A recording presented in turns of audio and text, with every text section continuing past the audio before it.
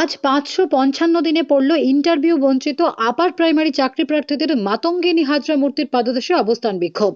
সেই উপলক্ষে হাজরা মোড়ে কর্মসূচি আয়োজন করে ইন্টারভিউ বঞ্চিত আপার প্রাইমারি চাকরিবৃন্দ। দীর্ঘদিন ধরে আপার প্রাইমারি ইন্টারভিউ বঞ্চিত চাকরি প্রার্থীরা অবস্থান বিক্ষোভ চালিয়ে যাচ্ছে। তাদের দাবি, তাদের দ্রুত গতিতে স্বচ্ছ নিয়োগ যাতে করা হয়, অবিলম্বে তাদের চাকরি দেওয়া হোক স্বচ্ছতার সাথে।